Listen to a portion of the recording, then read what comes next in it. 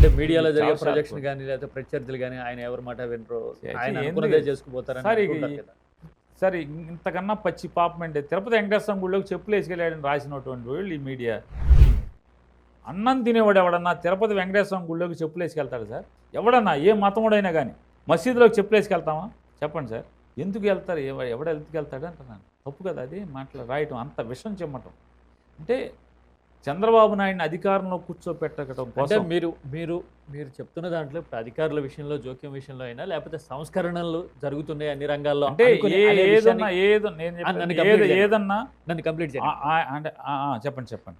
అధికారుల విషయంలో అధికారులు జోక్యం చేసుకున్నారు, రాజకీయ దృక్కోణంలో ఆలోచించకుండా అనేది ఒక విషయం చెప్పారు.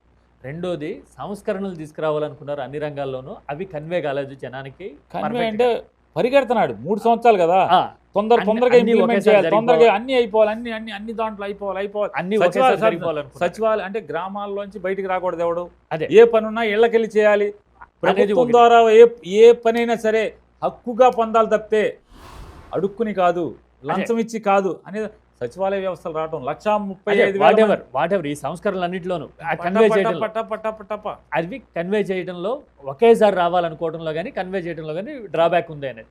మూడోది ఇప్పుడు మీరు చెప్పిన దాంట్లో చెప్పులు వేసుకెళ్ళాడు అని ప్రచారం చేశారంటున్నారు కదా, ఇది కానీ ఈ మూడింట్లోనూ ప్రచారాన్ని తిప్పికొట్టలేకపోవడం అనే ఆస్పెక్ట్ ఉంది కదా, అది వైసీపీ డ్రాబ్యాక్.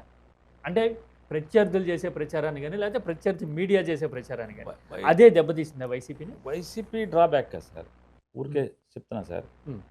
దురదృష్టం అది.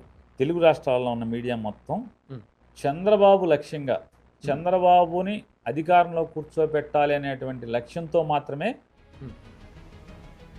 పైకి మాత్రం మీడియా ముసుగేసుకుని పనిచేస్తున్నటువంటి మొత్తం మీడియా ప్రపంచం అంతా 90% లేదా 95% మీడియా అంతా అలా ఉండటం వల్ల ఎవడూ తట్టుకోలేని పరిస్థితి. జగన్మోహన్ రెడ్డి మొండోడు కాబట్టి నిలబడి ఉన్నాడు, మొండోడు కాబట్టి నష్టపోయినా కానీ నిలబడి ఉన్నారు.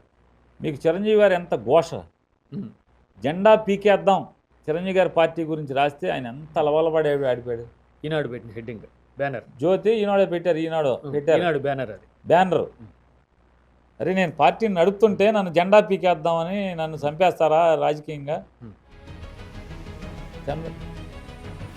ఇదే మీడియా అంటే ఆంధ్రజ్యోతి, ఈనాడు, ఈ టీవీల గురించి చంద్రబాబు మీడియా గురించి చిరంజీవి గారు ఎంత ఘోషపడ్డాడు మీరు చూస్తే. పవన్ కళ్యాణ్ గారు 19కి ముందు ఆయన చెప్పాడు ఏమని, ఈ టీవీ 9ని ఇట్లాంటి పేర్లు చెప్పాడు, చంద్రబాబు మీడియా మొత్తాన్ని బ్యాన్ చేయండి మన వాళ్ళందరూ, జన సైనికులందరూ కూడా ఆ టీవీలో ఆ పేపర్లో చదవటం మానేయండి అని బ్యాన్ పెట్టాడు ఆయన, మీకు గుర్తుంది. అప్పుడు పవన్ కళ్యాణ్ని చీల్చి చెండాడారు. చంద్రబాబుతో దూరం జరిగాడు అంటే దూరం జరిగిందేమో సమాజం కోసం కాదు, చంద్రబాబు నాయుడు రాజకీయ లబ్ధి కోసం పవన్ కళ్యాణ్ దూరం జరిగాడు. 14లో చంద్రబాబు గెలవాలి, 19 కూడా చంద్రబాబు గెలవాలి.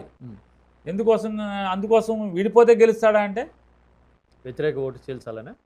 వ్యతిరేక ఓటు కాదు మెయిన్, అక్కడ కాపులకు బీసీ చేస్తానని చెప్పాడు, బీసీ చేయలేదు. ముద్దగడ పద్మనాభం గారు చీల్చి చెండాడాడు, ఇలా సాగిరో పెట్టాడు, పెద్ద ఉద్యమం చేశాడు.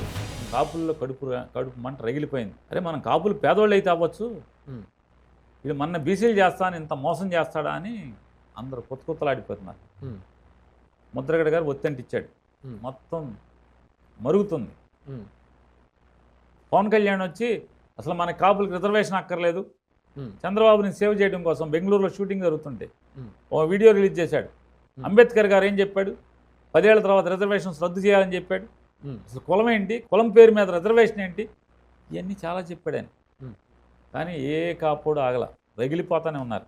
అందుకోసం పవన్ కళ్యాణ్ ఎప్పుడైతే కాపులందరూ బీసీలని అంటే బీసీల్లో చేస్తానని మనం ఎగ్గొట్టడం వల్ల, ముద్రగడ గారు సెగరగిల్చడం వల్ల వీళ్ళందరూ కూడా జగన్మోహన్ రెడ్డికి ఓటేస్తారని చెప్పి కంగారులో పవన్ కళ్యాణ్ని విడిగా నుంచోమని చెప్పి, అంటే కాపులు టీడీపీ నుంచి అట్టు తిరగేసినట్టుగా జగన్మోహన్ రెడ్డి గారి దగ్గరికి వెళ్ళిపోతారని చెప్పి వీళ్ళందరినీ ఓ ఫోన్లో తోసేయాలని చెప్పని సపరేట్గా పెట్టారు. అప్పుడు ఎంత చీల్చి చెండాడారో పవన్ కళ్యాణ్ గారు ఘోష మనం విన్నాం. ఈ ఛానల్స్ని బ్యాన్ చేయండి, ఇంత మన మా అమ్మని తిడతారా, వాళ్ళని తిడతారా, వీళ్ళని తిడతారా అని చెప్పి ఆయన మాట్లాడారు. అంటే చంద్రబాబు నాయుడికి వ్యతిరేకంగా అంటే లాలూచీలో దూరం జరిగినా కూడా చీల్చి చెండాడారు పవన్ కళ్యాణ్. జగన్మోహన్ రెడ్డి గారు అంటే ఇంత మొండోడు, చనిపోయే వరకు వీళ్ళకి వ్యతిరేకంగానే పనిచేస్తుంటాడు కాబట్టి ఎంత అంటే ఘోరాతి ఘోరంగా విషం చిమ్మారు చూసుకోండి. జగన్మోహన్ అంత విషాన్ని ఒక సాక్షి ఛానల్లో లేకపోతే ప్రభుత్వంలో ఉన్నటువంటి వాళ్ళు లేకపోతే యూట్యూబర్స్ కొంతమందో ఏం చేయలేరు. మీడియా ప్రచారం అదృష్టవశాత్తు 2024 తర్వాత లేదా 2019కి ముందు 2014 నుంచి 19 దాకా వైఎస్ఆర్ కాంగ్రెస్ పార్టీ జెండా మోసే సోషల్ మీడియా కార్యకర్తలే ఈనాడు, జ్యోతి, TV5 ఇట్లాంటి టీడీపీ ఛానల్స్ 10 ఛానల్స్ని పేపర్లని చీల్చి చెండాడుతున్నాయి. 19 నుంచి 24 దాకా మీ సోషల్ మీడియా లేదా అంటే వాలంటరీ వ్యవస్థతో మా సోషల్ మీడియా కూడా నిర్వీర్యమైపోయింది. జగన్మోహన్ రెడ్డి గారేమో ప్రజలకి మేలు జరగాలి, నిష్పక్షపాతంగా రాజకీయ ఉద్దేశాలు లేనటువంటి ప్రభుత్వ పరిపాలన జరగాలని చెప్పని సచివాలయ వ్యవస్థ అంటే ఆ వాలంటరీ వ్యవస్థ తీసుకొచ్చాడు. కానీ జెండా మోసిన కార్యకర్తకి ఎట్లా ఉంటుందంటే నా ప్రభుత్వం ఉన్నప్పుడు 10 మంది నా దగ్గరికి పనికి రావాలి, నేను తీసుకెళ్ళి వాళ్ళకి పని చేయించాలి, తద్వారా నా పలుకుబడి పెరగాలి, నన్ను నలుగురు నమస్కారం పెట్టాలి, అన్నయ్య నమస్తే అన్నయ్య నాకు పని చేసి పెట్టావన్నయ్య. అది టీడీపీ అవని, జనసేన అవని, కమ్యూనిస్ట్ అవని, వైసీపీ అవని ఎవడైనా కార్యకర్త కోరుకునేది మర్యాద కోరుకుంటాడు. రాజకీయాల్లో మర్యాద పెరగాలి, పలుకుబడి పెరగాలి. వాలంటీర్ వ్యవస్థ వల్ల పొలిటికల్ ఫ్యాబ్రిక్ డిస్టర్బ్ అయిందంటారు. ఎప్పుడైతే పలుకుబడి అంటే తనకు రావాల్సిన పలుకుబడి తనకు రాకుండా వాలంటీర్ సిస్టమ్కి వెళ్ళిపోయిందో వీళ్ళు నిరాసక్తత, రాజకీయాలంటే నిరాసక్తత. ఏంట్రా బాబు ఈ పరిస్థితి, మనం ఇక్కడే ఉన్నాం, జెండా మోసాం, ఫైట్ చేసాం సోషల్ మీడియాలో, చీల్చి చెండాడాం ఈనాడు, జ్యోతి, TV5 ఇట్లాంటి ఛానల్స్ అన్నింటినీ. కానీ అధికారం వచ్చేప్పటికీ మన చేతిలో ఏం లేకుండా వాలంటరీ వ్యవస్థతో జరిగిపోతుంది. మనకు పలుకుబడి లేకుండా అయిపోయింది. మనల్ని పలకరించేవాడు కానీ, నమస్కారం పెట్టేవాడు కానీ, ఏరా ఏంట్రా లేకపోతే కిషోరో లేకపోతే ఏరా రమేష్ అని పలకరించేవాడు కూడా లేకుండా అయిపోయాడు. వాలంటీర్ని పలకరిస్తున్నారు, మన ఎవరు పలకరించట్లేదు అనేటువంటి ఆ నిరాసక్తితో 19 నుంచి 24 దాకా సోషల్ మీడియా ఎప్పుడైతే ఇన్యాక్టివ్ అయిందో, పసుపు మీడియా ఉంది కదా, ఈ పసుపు మీడియా విషం చిమ్మటం అనేది అడ్డు అదుపు లేకుండా అయిపోయింది.